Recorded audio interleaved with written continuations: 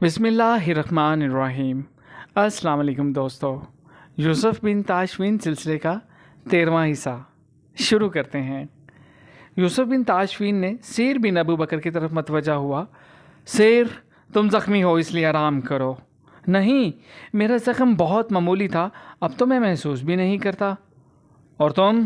وہ پہلی بار سعد کی طرف متوجہ ہوا۔ سعد بولا، مجھے تھکاوٹ ہے نہ زخم، میں آپ کا ساتھ دوں گا۔ سیر بن ابو بکر اپنی سرگزشت کے دوران سعد کا تعارف کروا چکا تھا، تاہم اس نے یہ محسوس کرتے ہوئے کہ امیر یوسف نے ابھی تک اس کی طرف توجہ نہیں دی تھی، دوبارہ کچھ کہنے کی ضرورت محسوس کی۔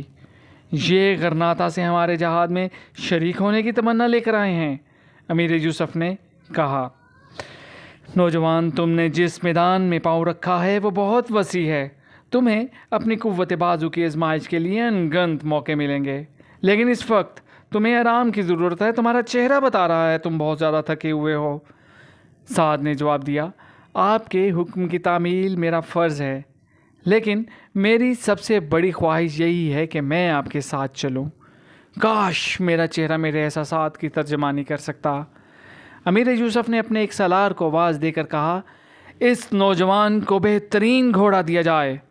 تھوڑی دیر بعد نکارے پر چوٹ پڑی اور صحرا میں اٹھتے ہوئے غبار نے 5000 جانبازوں کو اپنی آغوش میں لے لیا۔ سعد بن عبد المنم افریقہ کے شاہ سوار کے ہم رکاب تھا۔ قدرت نے اس کی توقع سے بہت پہلے اس کے لیے جدوجہد عمل کے دروازے کھول دیے تھے۔ اس کے کانوں میں بار بار یوسف بن تاشفین کے یہ الفاظ گونج رہے تھے، تم نے جس میدان میں پاؤں رکھا ہے وہ بہت وسیع ہے۔ سعد ماضی کے نقاب اٹھا کر ان قافلوں کا تصور کر رہا تھا جو عرب کے ریگزاروں سے نکل کر ساری دنیا پر چھا گئے تھے۔ اس نے بار بار یہ دعا مانگی تھی کہ عالم اسلام سے پھر کوئی خالد یا طارق نمودار ہو اور وہ اس سے جا کر کہے، میں تمہاری فوج کا سپاہی ہوں، میں نے یہ تمام سپاہیانہ فنون اس لیے سیکھے ہیں کہ تمہارا ساتھ دوں۔ امیر یوسف بن تاشفین گھوڑا دوڑاتا ہوا فوج کے مختلف دستوں کو ہدایات دیتا ہوا چند بار اس کے قریب سے گزرا تو اس کے دل میں یہ خیال آیا، کیا یہ وہی شاہ سوار ہے جسے قدرت نے اس زمانے میں طارق کی یاد تازہ کرنے کے لیے منتخب کیا ہے؟ کیا یہ وہی مجاہد ہے جو کسی دن اندلس کے مسلمانوں کا نجات دہندہ ثابت ہوگا؟ کیا یہ الفانسو کے خلاف وہی تلوار بلند کرے گا جو طارق نے راڈرک کے خلاف بلند کی تھی؟ وہ یہ اندازہ لگا چکا تھا کہ افریقہ میں امیر امرابطین کا کام بہت وسیع ہے، لیکن اس کے ساتھ ہی وہ یہ بھی محسوس کر رہا تھا کہ یہ کام جس قدر وسیع ہے اسی قدر ضروری بھی ہے۔ افریقہ کی ایک طاقتور سلطنت نہ صرف اندلس کے مسلمانوں کی پشت پناہی کر سکے گی، بلکہ وہ یورپ کی تمام ان سلطنتوں کا جواب ہوگی جو عالم اسلام پر آخری ضرب کے لیے صلیب کے جھنڈے تلے متحد ہو رہی ہے۔ حملہ آور قلعے پر ایک فیصلہ کن حملہ کر چکے تھے۔ اس سے قبل قلعے کے محافظ انہیں 3 بار قلعے کی 4 دیواری سے ہٹا چکے تھے۔ تیسرا حملہ جو انہوں نے رات کے تیسرے پہر کیا تھا بہت شدید تھا اور چند آدمی سیڑھیاں لگا کر قلعے میں داخل ہونے میں کامیاب ہو گئے تھے، لیکن انہیں ابھی تک قلعے پر قابض ہونے میں کامیابی نہ ہوئی تھی۔ محافظ دستے نے جان پر کھیل کر ایک بار پھر پیچھے دھکیل دیا تھا۔ ان حملوں میں قلعے کے 100 محافظ سپاہیوں میں سے 40 شہید ہو چکے تھے۔ طلوع آفتاب کے ساتھ ہی جب محاصرہ کرنے والوں نے آخری حملہ کیا تو ان 60 آدمیوں میں سے کسی کو یہ یقین نہ تھا کہ وہ آج کے خط آفتاب کو غروب ہوتا دیکھ سکیں گے۔ ان کے ترکش خالی ہو چکے تھے، لیکن اس وقت جب دشمن 3 اطراف سے قلعے پر جلغار کر چکا تھا اور قلعے کے محافظ انتہائی مایوسی کی حالت میں انہیں روکنے کی کوشش کر رہے تھے، جنوب کے افق سے گرد و غبار کے بادل نمودار ہوئے اور قلعے کا زخمی سالار جو دروازے کے برج پر کھڑا اپنے سپاہیوں کو ہدایات دے رہا تھا بلند آواز میں چلایا، مجاہدو ہمت کرو، ڈٹ جاؤ، فوج آ گئی، ہماری فوج آ گئی۔ سپاہی ایک نئے ولولے کے ساتھ سیڑھیوں کے ذریعے قلعے کی دیواریں پھاندنے والے حملہ آوروں کو نیزوں، پتھروں اور تلواروں سے روکنے لگے۔ تھوڑی دیر بعد گرد کے بادلوں سے نمودار ہونے والے سوار نصف دائرے میں قلعے کی 3 اطراف میں پھیل گئے۔ حملہ آوروں کے پیادہ اور سوار جنوب کے نشیب میں اپنے پڑاؤ کی حفاظت پر متعین تھے۔ بدحواس ہو کر ساحل کے ٹیلوں اور پہاڑوں کا رخ کر رہے تھے۔ تھوڑی دیر میں مرابطین کی نصف فوج گھوڑوں سے اتر کر قلعے کے ارد گرد چٹانوں اور پتھروں کی آڑ میں مورچے بنا چکی تھی۔ چند دستے ان کی گھوڑوں کی حفاظت کر رہے تھے اور باقی سوار پڑاؤ سے فرار ہونے والوں کا تعاقب کر رہے تھے۔ حملہ آوروں کی فوج کا بیشتر حصہ جو کچھ دیر قبل قلعے پر جلغار کر رہا تھا، اب اپنی جانیں بچانے کی فکر میں تھا۔ وہ کبھی بھاگ کر نکلنے کی کوشش میں مرابطین کے تیر اندازوں کی زد میں آ جاتے اور کبھی سمٹتے ہوئے پھر قلعے کی چار دیواری تک جا پہنچتے۔ دوپہر تک مرابطین کا لشکر دشمن کے 1,500 آدمیوں کو موت کے گھاٹ اتارنے کے بعد باقی فوج کو سمندر کی طرف دھکیل رہا تھا۔ خلیج میں ان کے 5 جہاز کھڑے تھے اور بعض سپاہی پانی میں کود کر ان جہازوں تک پہنچنے کی کوشش کر رہے تھے، لیکن ان میں سے اکثر مرابطین کے تیروں کا شکار ہو رہے تھے۔ 3 جہاز اس نئی صورتحال کے باعث خلیج کو چھوڑ کر کھلے سمندر کی طرف نکل گئے، اور ان کے متعلق بعد میں امیر یوسف کو جنگی قیدیوں کی زبانی علم ہوا کہ ان میں سے 2 اطالیہ اور 1 فرانس کے بحری ڈاکوؤں کا تھا۔ باقی جہاز قلعے سے ذرا دور خلیج کے ایک کشادہ حصے میں پہنچ چکے تھے، اور ان کے ملاح سمندر میں کودنے والوں کو کشتیوں پر لاد کر ان جہازوں تک پہنچانے کی کوشش کر رہے تھے، لیکن تھوڑی دیر میں خلیج کے دونوں کناروں پر مرابطین کا پورا قبضہ ہو چکا تھا۔ غروب آفتاب سے کچھ دیر قبل دشمن کی رہی سہی فوج نے، جس کی تعداد 4,000 کے لگ بھگ تھی، ہتھیار ڈال دیے۔ اب باقی جہاز بھی کھلے سمندر کا رخ کر رہے تھے۔ یوسف بن تاشفین نے قلعے میں داخل ہو کر مغرب کی نماز ادا کی۔ چونکہ قلعے میں زیادہ فوج کے لیے جگہ نہ تھی، اس لیے امیر یوسف نے 500 سپاہی وہاں چھوڑ کر باقی فوج کے ساتھ وادی میں، جہاں کچھ دیر قبل دشمن پڑاؤ تھا، قیام کیا۔ دشمن کے سینکڑوں گھوڑے، اونٹ اور ایک بڑی مقدار میں سامان رسد ان کے قبضے میں آ چکا تھا۔ جنگی قیدیوں کو پڑاؤ کے قریب جمع کر کے ان پر پہرے داروں کا دستہ معین کیا گیا۔ رات کو کھانا کھاتے وقت یوسف بن تاشفین نے سیر بن ابو بکر سے پوچھا، تمہارا اندلسی دوست کہاں ہے؟ آج لڑائی میں خاص طور پر اسے دیکھتا رہا ہوں۔ میرے خیال میں اس کے ترکش کا کوئی تیر بھی رائے گاہ نہیں گیا ہوگا۔ قلعے سے واپس آتے وقت وہ ہمارے ساتھ تھا، اب کہاں ہے وہ؟ سیر نے جواب دیا، وہ یہاں پہنچتے ہی زمین پر لیٹ کر گہری نیند سو گیا ہے، اور میں نے اسے جگانا مناسب نہیں سمجھا۔ وہ بہت تھکا ہوا ہے۔ وہ زخمی تو نہیں؟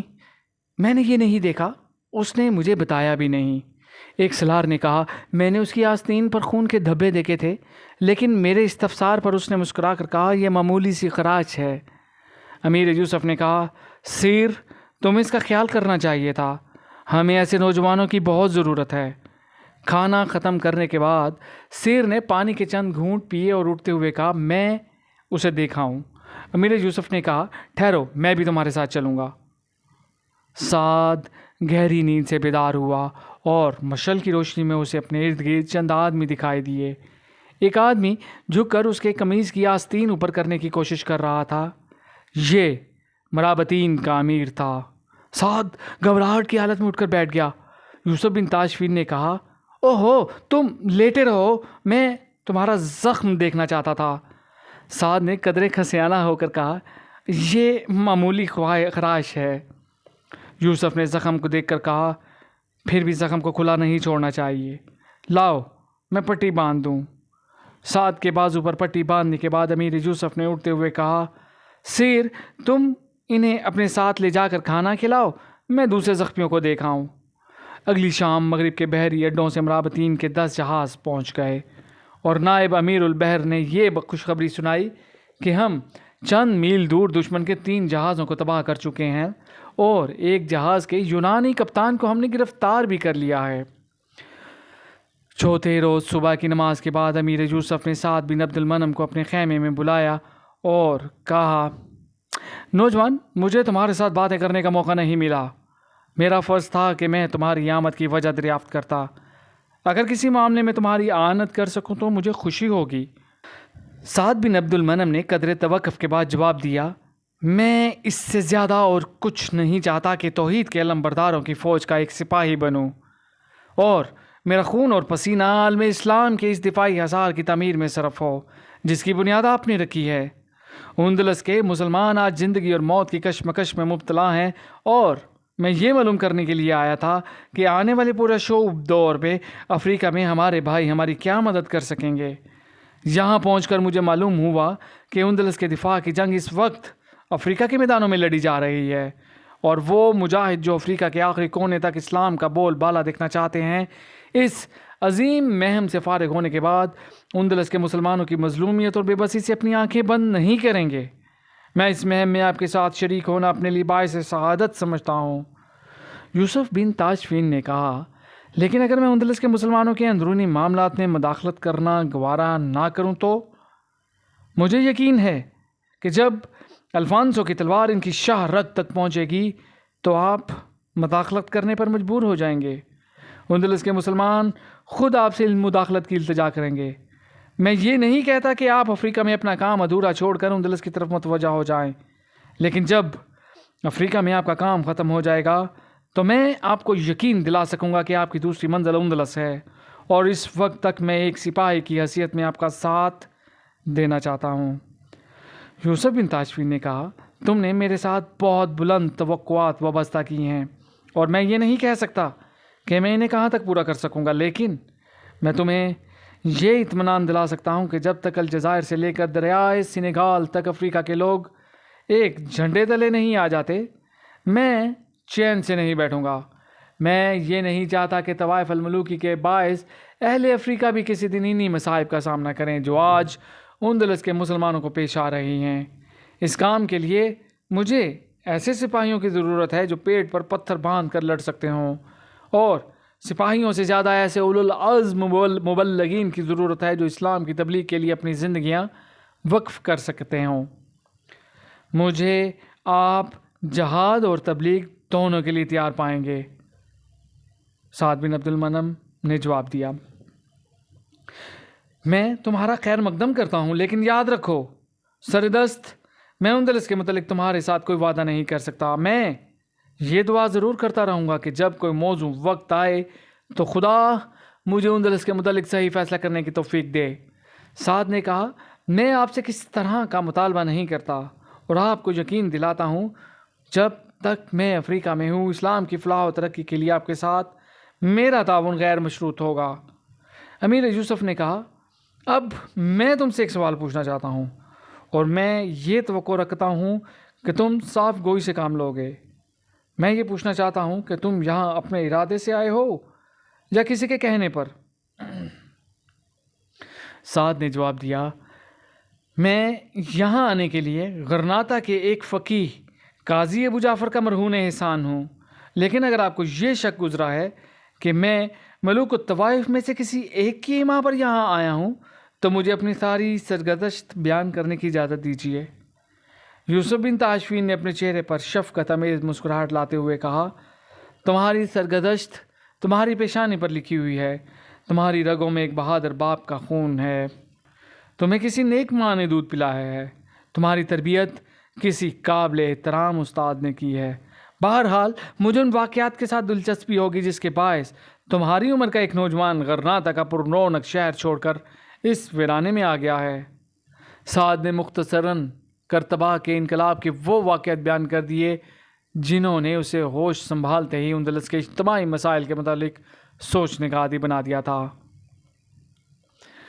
افریقہ کے قیام کے دوران میں سعد بن عبد المنم اپنے آپ کو ایک بہترین سپاہی اور ایک کامیاب مبلغ ثابت کرتا رہا۔ وہ جب کبھی کسی بری یا بحری مہم سے فارغ ہوتا تو افریقہ کے علماء کے ساتھ دور افتادہ علاقوں میں بسنے والے غیر مسلم قبائل میں اسلام کی تبلیغ کے لیے چلا جاتا۔ وہ صحرائی قبائل کی زبان میں بے تکلفی کے ساتھ تقریر کر سکتا تھا۔ افریقہ میں مجاہدانہ سرگرمیوں کے باوجود سعد کی زندگی میں ایسے لمحات بھی آتے تھے جب اسے اپنی غریب الوطنی کا احساس پریشان کرتا تھا۔ کبھی کبھی وہ تنہائی میں بیٹھ کر غرناطہ کا تصور کرتا، ماں، بھائیوں، عزیزوں اور دوستوں کی صورتیں اس کی آنکھوں کے سامنے پھرنے لگتیں۔ وہ تصور میں ان کے ساتھ باتیں کرتا، تم خیال کرتے ہوگے میں تمہیں بھول گیا ہوں؟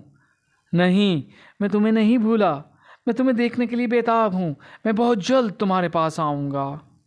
پھر اسے میمونہ کا خیال آتا اور اس کے دل کی گہرائیوں میں لطیف، میٹھے اور سہانے نغمے جاگ اٹھتے۔ رات کی تنہائیوں میں کسی ریت کے ٹیلے پر بیٹھ کر وہ جگمگاتے ہوئے ستاروں کی طرف دیکھ کر سوچتا، میمونہ شاید اس وقت ان ستاروں سے پوچھ رہی ہوگی کہ اندلس کے افق پر صبح آزادی کا سورج کب نمودار ہوگا۔ اور صرف میمونہ ہی نہیں، اندلس میں قوم کی لاکھوں بیٹیاں ہر رات ان ستاروں سے یہ سوال پوچھتی ہوں گی کہ قوم کے فرزند کب ان تاریک فضاؤں میں آزادی کی قندیلیں روشن کریں گے۔ کبھی کبھی وہ یہ سوچتا کہ مجھے چند دن کے لیے گھر جانا چاہیے۔ اگر غرناطہ کی حکومت اب تک میری تلاش میں ہو تو بھی میں بھیس بدل کر وہاں جا سکتا ہوں۔ میں زیادہ دیر وہاں نہیں ٹھہروں گا۔ امیر یوسف خوشی سے مجھے اجازت دے دیں گے۔ وہ یہ فیصلہ کرنے کے بعد اٹھتا اور امیر یوسف کی قیامگاہ کا رخ کرتا، لیکن اس کی مجلس میں فوج کے افسروں کو نئی جنگوں اور علماء کو تبلیغی مہموں کے متعلق باتیں کرتے سن کر اس کے خیالات کی رو بدل جاتی۔ اس کے کانوں میں باپ کے یہ الفاظ گونجنے لگتے، ہمارا مقصد ہماری زندگی سے بڑا ہے۔ سعد نے رمضان کا مہینہ سبتہ میں گزارا۔ کئی مہینے دور افتادہ مقامات میں گزارنے کے باعث اسے اپنے گھر کے متعلق کوئی اطلاع نہیں ملی تھی۔ اس نے احمد کے نام ایک خط لکھا اور سیر بن ابو بکر نے غرناطہ میں ایک خاص ایلچی بھیجنے کا انتظام کر دیا۔ عید سے 2 دن بعد ایلچی واپس آیا اور اس نے 2 سے 2 خط پیش کیے۔ ایک میمونہ اور دوسرا شیخ ابو صالح نے لکھا تھا۔ میمونہ کا خط یہ تھا، میرے محترم احمد، حسن اور میرے بھائی ادریس گھر میں نہیں ہیں اور میں آپ کی والدہ محترمہ کے حکم سے یہ خط لکھ رہی ہوں۔ اندلس میں علماء کی مہم کی ناکامی کے بعد قاضی ابو جعفر نے غرناطہ واپس آتے ہی رضاکاروں کو مختلف شہروں کی طرف روانہ کر دیا ہے۔ حسن سرکستہ، احمد تلیتا جا چکا ہے۔ آپ کے کئی اور ساتھی بھی مختلف مقامات کی طرف روانہ ہو گئے ہیں۔ انہوں نے مجھے اپنی مہم کی تفصیلات نہیں بتائیں، مجھے صرف اتنا معلوم ہوا ہے کہ وہ مقامی کارکنوں کے ساتھ شامل ہو کر عوام کو اجتماعی خطرے کے مقابلے کے لیے متحد کریں گے۔ بھائی ادریس تجارتی کاروبار کے سلسلے میں مالکا گیا ہوا ہے۔ آپ کی امی جان کی تنہائی محسوس کرتے ہوئے مجھے خالہ نے ان کے ساتھ رہنے کی اجازت دی ہے۔ وہ ہر نماز کے بعد یہ دعا کرتی ہیں، خدا میرے بچوں کو اسلام کا بول بالا کرنے کی ہمت دے، اور میں بھی ہر سانس کے ساتھ آپ کی کامیابی کے لیے دعا کیا کرتی ہوں۔ مجھے صرف یہ شکایت ہے کہ وہ رزم گاہیں جو آپ نے اپنے لیے منتخب کی ہیں میری پرواز سے بہت دور ہیں۔ خدا معلوم رات کا مسافر صبح کا پیغام کب لائے گا۔ میمونہ۔ شیخ ابو صالح نے اپنے خط میں غرناطہ اور باقی اندلس کے تازہ واقعات پر تبصرہ کیا تھا۔ اس نے لکھا تھا، ابن عمار معتمد کے ہاتھوں قتل ہو چکا ہے۔ اہل تلیتلا اپنے حکمران یحییٰ الذنون سے سخت نالاں ہیں اور وہاں ایک بغاوت کے آثار پیدا ہو رہے ہیں۔ الفانسو کی فوج سرکستہ، بلنسیا اور اشبیلیہ کی سرحدوں پر جمع ہو رہی ہے۔ اندلس کے عوام میں بد دلی اور سراسیمگی پھیل رہی ہے اور مجھے قاضی ابو جعفر کی نئی مہم کی کامیابی کی زیادہ امید نہیں۔ اندلس کے سنجیدہ لوگ یہ محسوس کر رہے ہیں کہ اب افریقہ کے مرابطین ہی انہیں تباہی سے بچا سکیں گے۔ قاضی ابو جعفر چند دن غرناطہ رہ کر بطلیوس چلے گئے ہیں اور وہ غالباً 1 ماہ تک واپس آئیں گے۔ ان کی خواہش تھی کہ تم اس عرصے میں اپنی کارگزاری کی مفصل اطلاع بھیجو۔ تم نے جو خط احمد کی طرف لکھا تھا وہ میں نے قاضی ابو جعفر کو دکھایا تھا، لیکن وہ زیادہ مطمئن نہیں تھے۔ سعد بن عبد المنم کو افریقہ میں چھوڑ کر ہم اندلس کی تاریخ کا ایک اور ورق الٹتے ہیں۔ ابن عمار کی نخوت تمسخر کی حد تک پہنچ چکی تھی۔ خوشامدی اسے ایک وزیر کی بجائے بادشاہ کہا کرتے تھے اور وہ اپنی شان میں قصائد لکھنے والوں کو معتمد کے درباری شاعروں کی نسبت بڑھ چڑھ کر انعام دیا کرتا تھا۔ جب وہ معتمد کے نائب السلطنت کی حیثیت پہ مرثیہ کے انتظامات سنبھالنے کے لیے روانہ ہوا تو خوشامدی دستوں کا ایک جلوس اس کے ساتھ تھا۔ 200 خرچروں پر اس کے عیش و نشاط کا سامان لدا ہوا تھا۔ راستے کے ایک شہر میں اس نے دربار منعقد کیے، لوگوں کو انعام و اکرام سے نوازا۔ ان درباروں میں وہ معتمد کی طرح بیش قیمت قبا اور جواہرات سے مرصع ٹوپی پہنا کرتا تھا۔ اشبیلیہ میں اس کے حاسد موجود تھے۔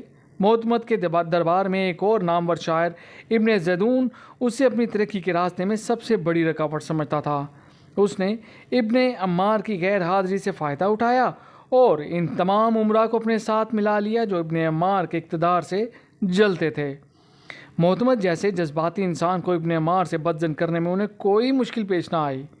مرثیہ سے اس قسم کی اطلاعات آ رہی تھیں جن سے یہ ظاہر ہوتا تھا کہ ابن عمار اپنے آقا کے حکم سے منحرف ہے اور مرثیہ میں ہر فیصلہ اپنی مرضی سے کرتا ہے۔ ابن طاہر مرثیہ کا سابق حکمران ابن عمار کی قید میں تھا۔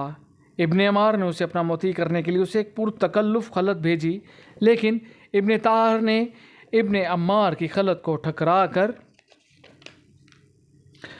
اس کے ایلچی سے کہا، میں اس شخص کا مطیع ہونے کے لیے تیار نہیں جو کل تک روٹی کی خاطر لوگوں کے قصائد لکھا کرتا تھا۔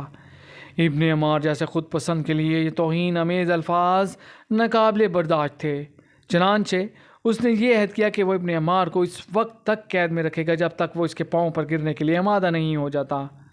بلنسیا کا حکمران ابن عبدالعزیز ابن طاہر کا درینہ دوست تھا۔ معتمد کے ساتھ بھی اس کے تعلقات بہت خوشگوار تھے، چنانچہ اس نے معتمد کو خط لکھا، ابن طاہر کی سفارش کی اور معتمد نے ابن عمار کو حکم بھیجا کہ ابن طاہر کو رہا کر دیا جائے۔ ابن عمار نے معتمد کے اس حکم کی پرواہ نہ کی، لیکن ابن طاہر ایک دن قید خانے سے فرار ہوا اور ابن عبدالعزیز کے پاس پہنچ گیا۔ ابن عمار نے غصے کی حالت میں ابن عبدالعزیز کی ہجو لکھ ڈالی۔ ابن عبدالعزیز کے پاس یہ نظم پہنچی تو اس نے معتمد سے شکایت کی۔ اس پر معتمد کو غصہ آیا اور اس نے ابن عمار کے متعلق ایک نظم لکھ کر اس کے پاس بھیج دی۔ پھر اس کے جواب میں ابن عمار نے قلم اٹھایا اور وہ نظم لکھ ڈالی جو اس کے زوال اور بالآخر قتل کا باعث بنی۔ ابن عمار نے یہ ہجو انتہائی شیطیش یا شراب کے نشے کی حالت میں لکھی تھی، تاہم اس نے اپنے چند قابل اعتماد دوستوں کے سوا یہ ہجو کسی کو نہ سنائی، لیکن ان دوستوں میں سے ایک یہودی ابن عبدالعزیز کا جاسوس تھا۔ اس نے یہ نظم عبدالعزیز کے پاس بھیجی اور عبدالعزیز نے معتمد کے پاس پہنچا دی۔ اب ابن عمار اور معتمد کے درمیان وہ خلیج حائل ہو چکی تھی جسے پاٹنا ناممکن تھا۔ خوش آمدید دوست اس کا زوال دیکھ کر اس کا ساتھ چھوڑ گئے۔ ابن عمار کی نمائشی ضیافتوں اور عیاشیوں کے باعث مرثیہ کا خزانہ خالی ہو چکا تھا۔ سپاہیوں نے جنہیں کئی مہینے سے تنخواہیں نہیں ملی تھیں تنگ آ کر ابن عمار کو دھمکی دی کہ اگر اس نے فوراً ان کی بقایا تنخواہیں ادا نہ کیں تو وہ اسے معتمد کے حوالے کر دیں گے۔ عوام نے اسے ٹیکس دینے سے انکار کر دیا۔ جو لوگ کل تک اس کی شان میں قصائد کہتے تھے اب اس کی ہجو لکھ رہے تھے۔ ابن عمار کے دماغ سے اقتدار کا نشہ اتر چکا تھا۔ وہ مرثیہ چھوڑ کر بھاگا اور الفانسو کے پاس پہنچ کر مدد کی درخواست کی، لیکن الفانسو گرتے ہوئے محل کو سہارا دینے والوں میں سے نہ تھا۔ وہاں سے مایوس ہو کر ابن عمار یہ کے بعد دیگر اندلس کے مختلف حکمرانوں کے پاس گیا۔ بالآخر بنی سہل نے اسے گرفتار کر کے معتمد کے پاس فروخت کر دیا۔ ابن عمار جو کبھی شاہانہ جاہ و جلال کے ساتھ اشبیلیہ میں داخل ہوا کرتا تھا اب ایک قیدی کی حیثیت سے وہاں پہنچا۔ اس کی ایک قبا پھٹی ہوئی تھی اور زنجیروں کے بوجھ کے باعث اس کے پاؤں اور ہاتھ زخمی تھے۔ وہ لوگ جو فرط عقیدت سے اس کے ہاتھوں کو بوسے دیا کرتے تھے اب اس پر آوازیں کس رہے تھے۔ وہ سر جس پر وہ ایک بالشت اونچی اور جواہرات سے مرصع ٹوپی پہنا کرتا تھا اب شرم و ندامت سے جھک چکا تھا۔ معتمد اپنے باپ کی طرح پرلے درجے کا منتخب مزاج نہ تھا۔ ممکن تھا کہ وہ ابن عمار کے صاحب کا خدمات کے عوض درگزر کرتا، لیکن رمیکا اور اس کے بیٹے اس کے خون کے پیاسے تھے۔ ابن عمار کچھ عرصہ معتمد کی قید میں رہا۔ بالآخر معتمد نے ایک دن اسے اپنے ہاتھوں سے موت کے گھاٹ اتار دیا۔ طلیطلہ میں مامون الظنون کی وفات کے بعد اس کا بیٹا یحییٰ القادر مسن حکومت پر رونق افزو ہو چکا تھا۔ یحییٰ القادر ایک تن آسان اور پست ہمت نوجوان تھا اور محل کے خواجہ سراء اسے اپنی انگلیوں پر نچاتے تھے۔ اس کا باپ اپنی موت سے پہلے کرتبہ فتح کرنے کے شوق میں طلیطلہ کا خزانہ خالی کر چکا تھا۔ اب بیٹے کے سامنے سب سے بڑا مسئلہ الفانسو کے سالانہ اخراج کی رقم پورا کرنا تھا۔ چنانچہ اس نے رایا پر مزید ٹیکس لگا دیا، لیکن الفانسو ہر سال پہلے کی نسبت زیادہ اخراج مانگنے لگا۔ اس کے مطالبات پورے کرنے کے لیے یحییٰ نے اپنی رایا کو زیادہ سے زیادہ لوٹنا شروع کر دیا۔ جب عوام روٹی تک کو محتاج ہو گئے تو اس نے روسا کی طرف متوجہ دی۔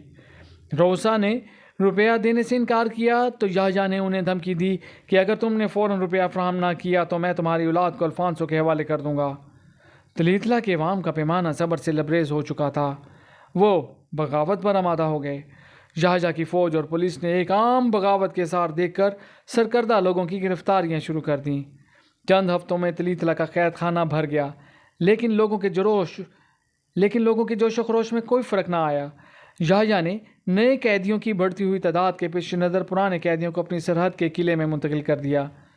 ان قیدیوں میں عبد المنعم اور اس کے وہ ساتھی بھی تھے جنہیں ابن عکاشہ اور مامون نے کرتبہ پر قابض ہونے کے بعد وہاں سے تلیتلا کے قید خانے میں بھیج دیا تھا۔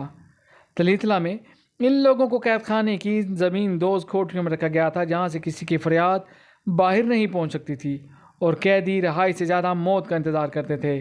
ان کے پہرے دار گونگے اور بہرے تھے۔ ان پہرے داروں کو قید خانے کے اس حصے میں پاؤں رکھنے کی اجازت نہ تھی جو بول یا سن سکتے تھے۔ قید خانے کے داروغہ کے رجسٹرار میں ان کے متعلق یہ تحریر تھا کہ نام فلاں، جرم سنگین، سزا تا حکم ثانی قید میں رکھا جائے اور کڑی نگرانی کی جائے۔ تلیتلا کے قید خانے سے عبد المنعم اور اس کے ساتھیوں کے علاوہ قریباً 90 اور قیدی سرحدی قلعے میں منتقل کیے گئے۔ 2 ہفتوں میں تلیتلا کا قید خانہ پھر بھر گیا۔ وہاں سے 150 مزید قیدی سرحدی قلعے میں بھیج دیے گئے۔ ان قیدیوں کی زبانی عبد المنعم اور اس کے ساتھیوں کو معلوم ہوا کہ شاہجہاں نے تلیتلا کے حریت پسندوں کی سرگوبی کے لیے الفانسو سے مدد مانگی ہے اور اس کی فوج کے چند دستے تلیتلا پہنچ کر مار دھاڑ کر رہے ہیں۔ احمد بن عبد المنعم نے قاضی ابو جعفر کے حکم سے تلیتلا کا رخ کیا۔ تلیتلا کی حدود میں داخل ہوتے ہی اسے معلوم ہوا کہ شاہجہاں کی حکومت نے الفانسو کا خراج پورا کرنے کے لیے عوام کی طرح امراء کو بھی لوٹنا شروع کر دیا ہے، اور اس کا نتیجہ یہ ہوا کہ تلیتلا کے تاج اور رؤسا جنہیں اس کے قبل حریت پسندوں کی شامل کے ساتھ کوئی دلچسپی نہ تھی، اب اپنے ذاتی مفادات پر ضرب پڑتے ہی عوام کے ساتھ شریک ہو گئے ہیں۔ چنانچہ اب شہر کے گلی کوچوں میں شاہجہاں کی حکومت کے خلاف کھلے بندوں دائرے ہوتے ہیں۔ شاہجہاں کی فوج اور پولیس باغیوں کو سختی سے دبانے کی کوشش کر رہی ہے۔ سینکڑوں با اثر لوگوں کو قید خانے میں ٹھونسا جا چکا ہے، لیکن عوام کا جوش و خروش بڑھتا جا رہا ہے۔ تلیتلا کے شہر سے 2 منازل کے فاصلے پر احمد کو معلوم ہوا کہ شاہجہاں کی درخواست پر الفانسو نے اپنی فوج کے چند دستے بھیج دیا ہیں اور نصرانی سپاہیوں کی مار دھاڑ اور صفاقی نعمت جمود کو بدل دیا ہے۔ احمد کو قاضی ابو جعفر نے تلیتلا کے ایک عالم دین ابو ایوب کے نام ایک تعارفی خط دیا تھا۔ ابو ایوب شہر کے مضافات کی ایک بستی میں رہتا تھا۔ سفر کے آخری دن احمد شام کے قریب شہر سے باہر ایک چھوٹی سی سرائے کے دروازے پر گھوڑے سے اتر پڑا۔ ایک 13-14 سال کی عمر کے لڑکے نے آگے بڑھ کر اس کے گھوڑے کی باگ پکڑ لی۔ احمد نے اسے پوچھا، مجھے یہاں ٹھہرنے کے لیے جگہ مل جائے گی؟ لڑکے نے جواب دیا، جگہ تو مل جائے گی، لیکن لڑکا قدرے پریشان ہو کر ادھر ادھر دیکھنے لگا۔ احمد نے کہا، لیکن کیا؟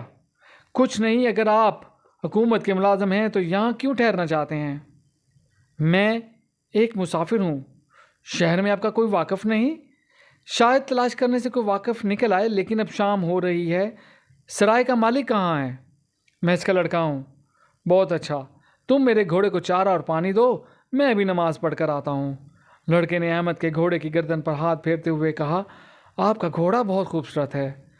احمد نے کہا، ہاں، لیکن اس وقت اسے تھپکیوں کی بجائے چارے اور پانی کی ضرورت ہے۔ لڑکے نے مسکرا کر ایک طرف اشارہ کرتے ہوئے کہا، مسجد اس طرف ہے۔ احمد مسجد کے اندر داخل ہوا تو وہاں نمازیوں کی تعداد 15 سے زیادہ نہ تھی۔ اس نے ایک نمازی سے اس کی وجہ دریافت کی تو اس نے کہا، آپ شاید اجنبی ہیں، آج کل یہاں اتنے آدمیوں کو جمع ہونا بھی غنیمت ہے۔ جب سے قسطلہ کے سپاہیوں نے یہاں آ کر مار دھاڑ شروع کر دی ہے، غروب آفتاب سے لے کر طلوع آفتاب تک بہت کم لوگ اپنے گھروں سے نکلتے ہیں۔ احمد نماز سے فارغ ہو کر مسجد سے باہر نکلا تو اسے سرائے کے مالک کا کمسن لڑکا اپنی طرف بھاگتا ہوا دکھائی دیا۔ ٹھہریے، اس نے احمد کے قریب آ کر کہا۔ احمد رک گیا۔ جب مسجد سے نکلنے والے باقی نمازی ادھر ادھر چلے گئے تو لڑکے نے کہا، اگر آپ سچ مچ اجنبی ہیں تو سرائے میں نہ جائیں۔ کیوں؟ سپاہی آپ کا گھوڑا لے گئے ہیں، انہوں نے آپ کا پتہ پوچھا تھا، میں نے انہیں بتایا کہ آپ شہر میں کسی دوست کو تلاش کرنے گئے ہیں، اب وہ سپاہی وہاں آپ کا انتظار کر رہے ہیں۔ لیکن کیوں؟ میں نے کوئی جرم نہیں کیا۔ جرم کا سوال ہی پیدا نہیں ہوتا، آپ کے پاس ایک خوبصورت گھوڑا تھا، یہاں ایک اچھا گھوڑا رکھنے کے لیے اس کی قیمت سے زیادہ محصول دینا پڑتا ہے، اس لیے وہ لے گئے۔ اگر آپ چوکی میں جا کر یہ ثابت نہ کر سکے کہ آپ سرکاری ملازم ہیں تو گھوڑا ضبط کر لیا جائے گا۔ ایسے گھوڑوں پر عام لوگ سواری نہیں کرتے، اس لیے جب آپ سرائے میں جائیں گے تو وہ آپ کی تلاشی لیں گے، جو کچھ آپ کے پاس سے نکلے گا وہ سرکار کے خزانے میں چلا جائے گا اور آپ کو شاید مسلح ہو کر پھرنے کے جرم میں قید کر لیا جائے گا۔ اگر آپ کو یقین ہے کہ آپ پولیس کی تسلی کر سکیں گے تو آپ سرائے میں جائیں، ورنہ یہیں سے اپنے کسی واقف کے پاس چلے جائیں۔ اب تھوڑی دیر میں شہر کے دروازے بند ہو جائیں گے اور آپ کو بازاروں اور گلیوں میں قتلہ کے خون خوار سپاہیوں کے سوا اور کوئی نظر نہیں آئے گا۔ احمد نے کہا، میں تمہارا شکر گزار ہوں، شہر میں میرا کوئی واقف نہیں، لیکن اگر تم مجھے شہر کے مشرق کی طرف نئی بستی کا راستہ دکھا دو تو ممکن ہے وہاں مجھے کوئی واقف کار مل جائے۔ لڑکے نے توقف کے بعد کہا، آئیے۔ لڑکا احمد کے ساتھ چل دیا۔ تو دوستو، یہاں یوسف بن تاشفین سلسلے کا 13واں حصہ اختتام پذیر ہوتا ہے۔